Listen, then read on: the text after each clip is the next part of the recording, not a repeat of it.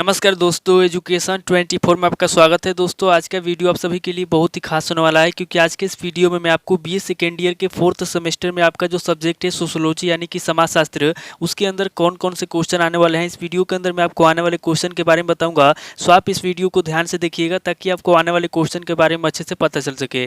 और जितने भी स्टूडेंट बीए सेकेंड ईयर के अंदर है, जिनका 4th सेमेस्टर के एग्जाम चल रहा है या फिर 4th सेमेस्टर के एग्जाम होने वाला है, वो लोग कमेंट करके जरूर बताएं कि नेक्स्ट क्वेश्चन पेपर उनको किस सब्जेक्ट के ऊपर चाहिए, ताकि आपके कमेंट के अनुसार मैं आपको क्वेश्चन पेपर दे सकूं। तो आइए देर न करते हुए वीडियो को शुरू करते हैं और सबसे पहले अति लघु उत्तरीय प्रश्नों के बारे में जानते हैं।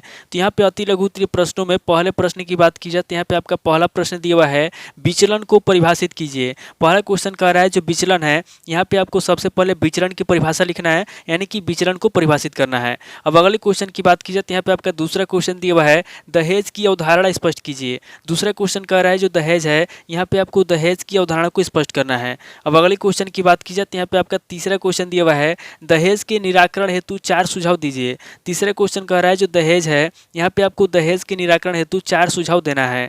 अब अगले क्वेश्चन की बात की जाए तो यहाँ पे आपका चौथा क्वेश्चन दिया हुआ है, अंतर पीढ़ी संघर्ष के 4 कारण लिखिए। चौथा क्वेश्चन कह रहा है जो अंतर पीढ़ी संघर्ष है, यहाँ पे आपको अंतर पीढ़ी संघर्ष के 4 कारण लिखना है। अब अगले क्वेश्चन की बात की जाए तो यहाँ पे आपका पांचवा क्वेश्चन दिया हुआ है, साइबर क्राइम क्या है। पांचवा क्वेश्चन कह रहा है कि साइबर क्राइम क्या है, यहाँ पे आपको साइबर क्राइम के बारे में बताना है। अब अगले क्वेश्चन की बात की जाए तो यहाँ पे आपका छठा क्वेश्चन दिया हुआ है, असमानता की 2 विशेषताएं लिखिए। छठा क्वेश्चन कह रहा है जो असमानता है, यहाँ पे आपको असमानता की 2 विशेषताएं लिखना है। अब अगले क्वेश्चन की बात की जाए तो यहाँ पे आपका सातवां क्वेश्चन दिया हुआ है, अपराध के 4 कारण लिखिए। सातवां क्वेश्चन कह रहा है जो अपराध है, यहाँ पे आपको अपराध के 4 कारण लिखना है। अब अगले क्वेश्चन की बात की जाए तो यहाँ पे आपका आठवां क्वेश्चन दिया हुआ है, मुस्लिम अल्पसंख्यकों की समस्याओं के 2 समाधान लिखिए।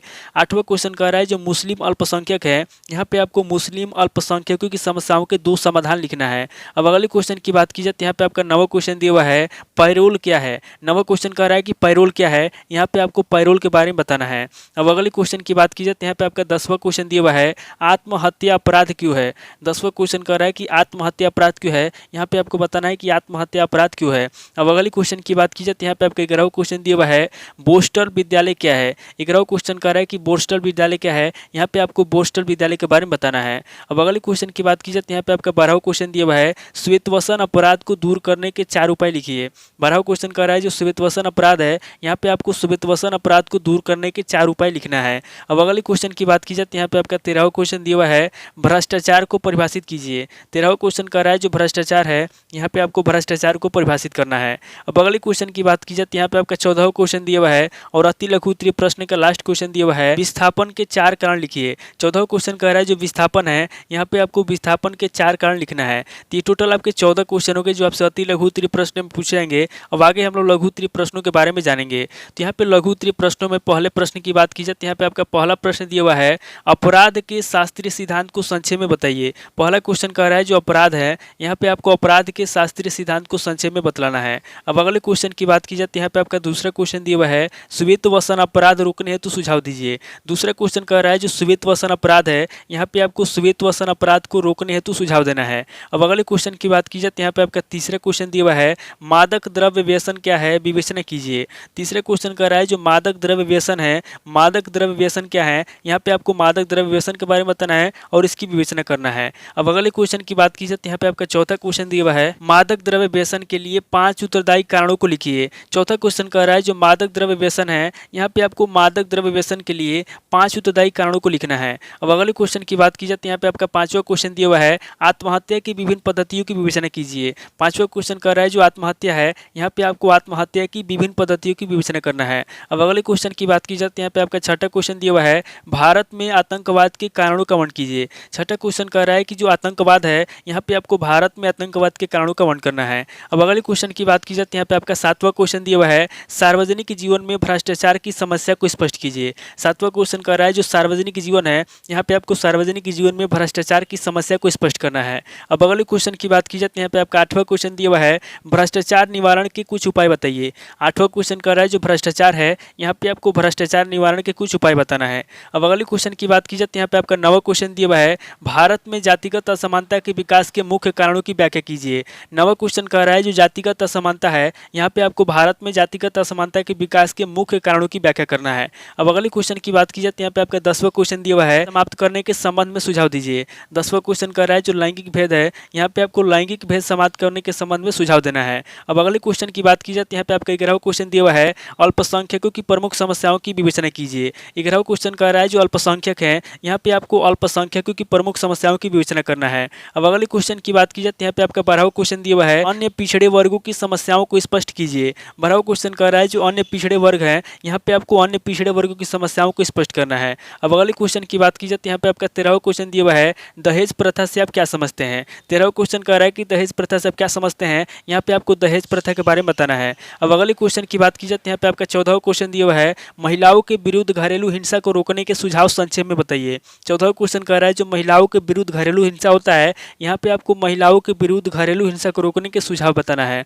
अब अगले क्वेश्चन की बात की जाती है यहाँ पे आपका 15वां क्वेश्चन दिया हुआ है, तलाक को परिभाषित कीजिए। 15वां क्वेश्चन कह रहा है कि तलाक क्या होता है, यहाँ पे आपको तलाक की परिभाषा लिखना है। अब अगले क्वेश्चन की बात की जाती है यहाँ पे आपका 16वां क्वेश्चन दिया हुआ है, वृद्धों के प्रति सरकारी नीति एवं कार्यक्रम को संक्षेप में बताइए। 16वां क्वेश्चन कह रहा है जो वृद्ध व्यक्ति है, जो बूढ़े व्यक्ति हैं, यहाँ पे आपको वृद्धों के प्रति सरकारी नीति के बारे में बताना है और उसके कार्यक्रमों को संक्षेप में बताना है। अब अगले क्वेश्चन की बात की जाती है यहाँ पे आपका 17वां क्वेश्चन दिया हुआ है, विस्थापन के प्रमुख स्वरूपों को स्पष्ट कीजिए। 17वां क्वेश्चन कह रहा है जो विस्थापन के प्रमुख स्वरूप हैं, यहाँ पे आपको विस्थापन के प्रमुख स्वरूपों को स्पष्ट करना है। अब अगले क्वेश्चन की बात की जाती है यहाँ पे आपका 18वां क्वेश्चन दिया हुआ है और लघु उत्तरीय प्रश्न का लास्ट क्वेश्चन दिया हुआ है, पारिस्थितिक अपकर्ष का क्या अर्थ है। 18वां क्वेश्चन कह रहा है कि पारिस्थितिक अपकर्ष का क्या अर्थ है, यहाँ पे आपको पारिस्थितिक अपकर्ष के बारे में बताना है। तो ये टोटल आपके 18 क्वेश्चन होंगे जो आपसे लघु उत्तरीय प्रश्न में पूछे जाएंगे। अब आगे हम लोग दीर्घ उत्तरीय प्रश्नों के बारे में जानेंगे। तो यहाँ पे दीर्घ उत्तरीय प्रश्नों में पहले प्रश्न की बात की जाती है यहाँ पे आपका पहला प्रश्न दिया हुआ है, बाल अपराध से आप क्या समझते हैं। बाल अपराध के निवारण के लिए सरकार द्वारा किए गए प्रावधानों की समीक्षा कीजिए।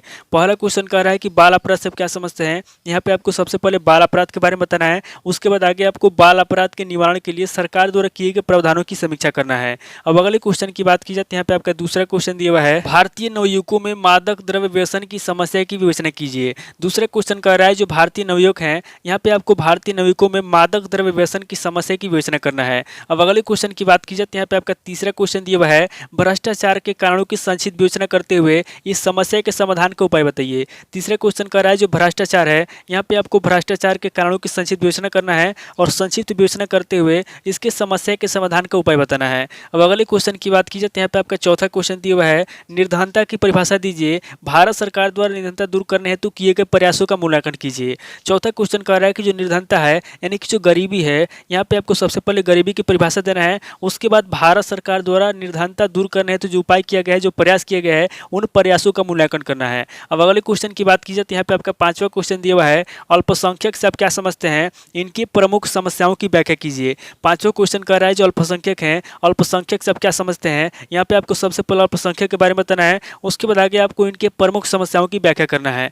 अब अगले क्वेश्चन की बात की जाती है यहाँ पे आपका छठा क्वेश्चन दिया हुआ है, दहेज क्या है, दहेज की समस्या के निराकरण के उपायों की विवेचना कीजिए। छठा क्वेश्चन कह रहा है कि दहेज क्या है, यहाँ पे आपको सबसे पहले दहेज के बारे में बताना है, उसके बाद आगे आपको दहेज की समस्या के निराकरण के उपायों की विवेचना करना है। अब अगले क्वेश्चन की बात की जाती है यहाँ पे आपका सातवां क्वेश्चन दिया हुआ है, महिलाओं के विरुद्ध हिंसा की प्रकृति एवं विशेषताओं की विवेचना कीजिए। सातवां क्वेश्चन कह रहा है जो महिला है, यहाँ पे आपको महिलाओं के विरुद्ध हिंसा की प्रकृति के बारे में बताना है और उसकी विशेषताओं की विवेचना करना है। अब अगले क्वेश्चन की बात की जाती है यहाँ पे आपका आठवां क्वेश्चन दिया हुआ है, भारत में वृद्धजनों की समस्याएं क्या है, इन समस्याओं के समाधान के लिए सुझाव दीजिए। आठवां क्वेश्चन कह रहा है कि जो वृद्धजन है, यहाँ पे आपको भारत में वृद्धजनों की समस्या के बारे में बताना है और इन समस्याओं के समाधान के लिए सुझाव देना है। अब अगले क्वेश्चन की बात की जाती है यहाँ पे आपका नवा क्वेश्चन दिया हुआ है, एजी फ्रैंक के विशेष संदर्भ में अल्प विकास के सिद्धांत की व्याख्या कीजिए। नवा क्वेश्चन कह रहा है जो एजी फ्रैंक है, यहाँ पे आपको एजी फ्रैंक के विशेष संदर्भ में अल्प विकास के सिद्धांत की व्याख्या करना है। अब अगले क्वेश्चन की बात की जाती है यहाँ पे आपका 10वां क्वेश्चन दिया हुआ है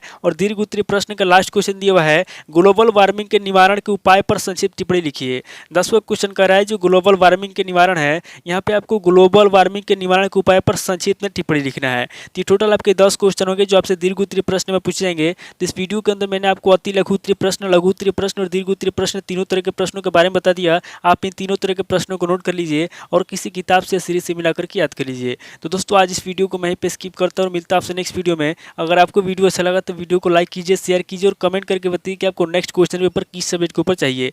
थैंक यू दोस्तों।